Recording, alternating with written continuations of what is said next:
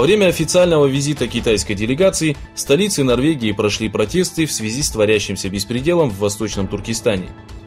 Уйгуры, собравшиеся у здания норвежского парламента, потребовали прекратить геноцид и освободить всех заключенных, находящихся в лагерях политического перевоспитания.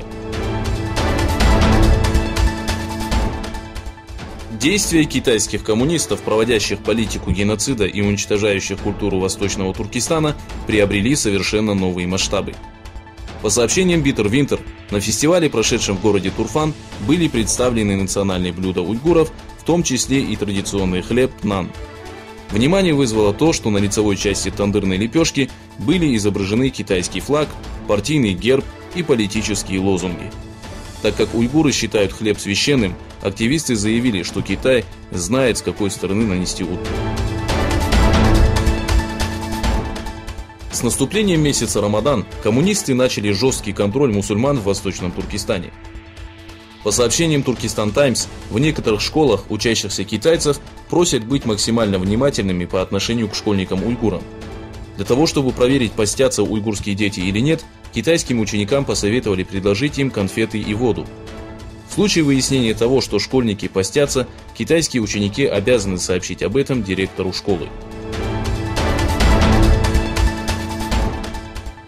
Во время переговоров, которые прошли в Лондоне, премьер-министр Англии Тереза Мэй и главный секретарь НАТО Столтенберг обсудили вопросы безопасности, в том числе и российскую угрозу, а также кибератаки со стороны Китая.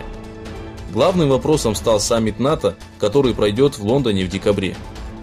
Сторонами была отмечена важность совместного вклада в обеспечение безопасности и отражение угроз, с которыми человечество столкнулось в 21 веке.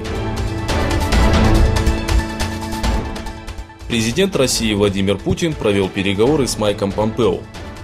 В переговорах вместе с Путиным и Помпео принял участие и министр иностранных дел России Сергей Лавров. Путин сообщил, что во время телефонного разговора с Трампом президент Америки дал понять, что желает улучшения отношений между Россией и США. Майк Помпео заявил, что США не потерпит провокаций со стороны Москвы на выборах, которые запланированы на 2020 год. В свою очередь Путин подчеркнул, что Россия никогда не вмешивалась в выборы Соединенных Штатов Америки.